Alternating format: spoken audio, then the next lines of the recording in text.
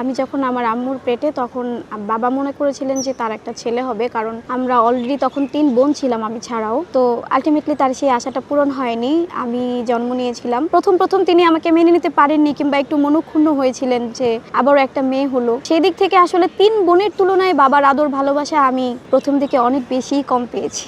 তারপর বড় হতে থাকলাম বোনদের কাছে, বড় হতে হতে আবিষ্কার করলাম আমি গান গাইতে পারি এবং আশেপাশে সবাই বলল যে আমি ভালো গান গাই। আমার স্বপ্নকে গুরুত্ব দেওয়া হতো না, আমি কিছু বললে তারা বিশ্বাস করতে পারতো না যে আমি আসলেই কিছু করতে পারি কিংবা আমার দ্বারা আদৌ কিছু সম্ভব। এই বিষয়গুলো আসলে আমাকে খুব ব্যথিত করতো যে আমি প্রতিবন্ধী বলে তো আমি পিছিয়ে নেই কিংবা আমি পিছিয়ে থাকতে চাইনি। তাদের একটু সহযোগিতা পেলে, তাদের একটু উৎসাহ পেলে হয়তো আমি অনেক দূর যেতেও পারতাম। আমার তখন মনে হতো যে আমি যদি দুনিয়াতে না আসতাম তাহলেই বোধহয় ভালো হতো, কিংবা আমাকে যদি না পাঠিয়ে সৃষ্টিকর্তা তাদেরকে একটা ছেলেই পাঠাতো, কারণ তারা তো ছেলেই চেয়েছিলেন। যার জন্য দেখা যেত যে আমি কিছু বললেও তারা গুরুত্ব দিত না, কিংবা আমার প্রতি যে একটা এক্সট্রা কেয়ার, এক্সট্রা ভালোবাসা, এক্সট্রা যত্ন, আমার কথাগুলো একটু মনোযোগ দিয়ে শোনা, এই বিষয়গুলো আমি তাদের থেকে পাইনি। আর যখন পেতাম না তখন মনে হতো কি দরকার ছিল সৃষ্টিকর্তার আমাকে দুনিয়াতে পাঠানোর। 5+ স্টার রেটিং প্রাপ্ত দেশের সর্বোচ্চ বিদ্যুৎ সাশ্রয়ী ও eco friendly Walton AC. Walton air conditioner, smart comfort এখন নেক্সট লেভেলে।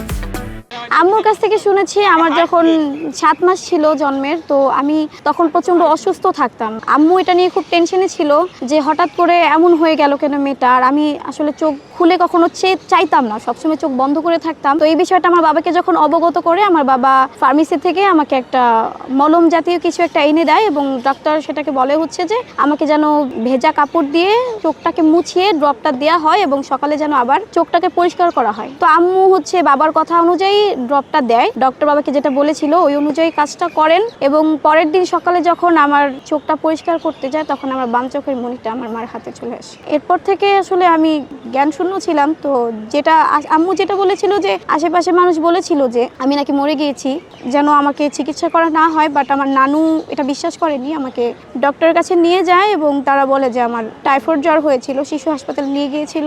তো এখান থেকে তারা পরীক্ষা নিরীক্ষা করে তারপর বলে যে আমার টাইফয়েড জ্বর হয়েছিল, আমার এক চোখ পুরোপুরি নষ্ট হয়ে গেছে। তো তখন আম্মু বলেছিল যে উনি একটা চোখ দিলে হবে কিনা, কিন্তু ডক্টর বলেছিল যে এখন তো অনেক ছোট, ওর বড় হলে হচ্ছে চিকিৎসা করা যাবে কিনা আমরা ভেবে দেখবো। তো বড় হতে হতে বাম চোখের পাশাপাশি আমার ডান চোখটাও নষ্ট হয়ে যায় একেবারে।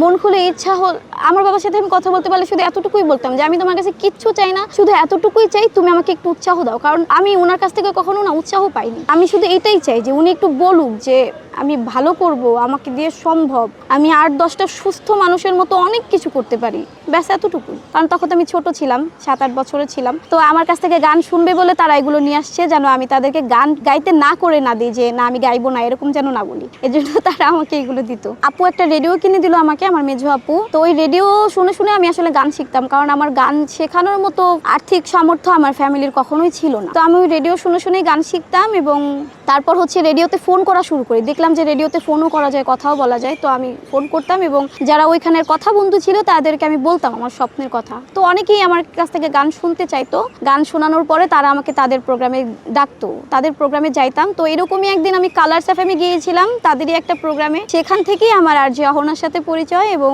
তিনি তাদের এমডি ফারহান ভাইয়ের সাথে কথা বলেন এবং তিনি আমাকে অডিশনে ডাকেন। তারপর 2017 সালে আমি কালার্সে জয়েন করি অ্যাজ এ গেস্ট আর্টিস্ট হিসেবে। তারপর আমার জীবনটা এমন ঘুরে গেল, আমার তখন মনে হলো যে আমি আসলে মানুষের মতো একটা জীবন পেলাম। ঠিক যেমন জীবন আমি আশা করেছিলাম তেমন একটা জীবন আমি পেয়েছি, স্বপ্নের মতো, একদম স্বপ্নের মতো আমার ওই দিনগুলো কেটেছে। প্রত্যেকটা সোমবারে আমার প্রোগ্রাম হতো, অল্প স্বল্প গল্প, যেহেতু আমার প্রোগ্রামের নাম ছিল তো আমি তো গল্পই করতে যেতাম। একটা ঘটনা বলি, আমার এই ঘটনাটা খুব মনে থাকবে সারা জীবন, যেটা হচ্ছে যে আমাদের কালার্সের ওদিন বার্থডে ছিল। তো আমার যাইতে একটু লেট হইতেছিল। তো আমি গিয়ে দেখি একজন মানুষ, একজন শ্রোতা, সে আমার জন্য 5 ঘন্টা ধরে অপেক্ষা করে বসে আছে শুধু আমাকে একটু দেখবে বলে। তো আমার এই অনুভূতিটা এত ভালো লেগেছে যে একটা মানুষ 5টা ঘন্টা ধরে আমার জন্য বসে আছে শুধু এক নজর আমাকে দেখার জন্য।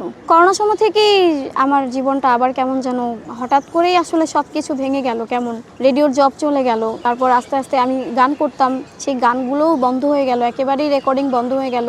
তারপর আসলে অনেক চেষ্টা করছি, এখনো করছি। প্রথম কয়েকটা দিন আমি প্রচণ্ড হতাশায় ছিলাম, আমি জাস্ট কান্না করেছি, আমি শুধু উত্তর খুঁজেছি কেন আমার সাথেই এমন হলো, কেন আবার আমি ভেঙে পড়লাম, কেন আবার আমার জীবনটা এলোমেলো হয়ে গেল।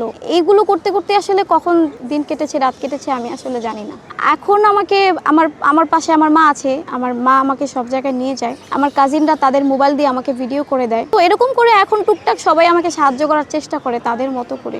উপর উপরে দেখাই ভালা, অন্তর পুরে ছাই।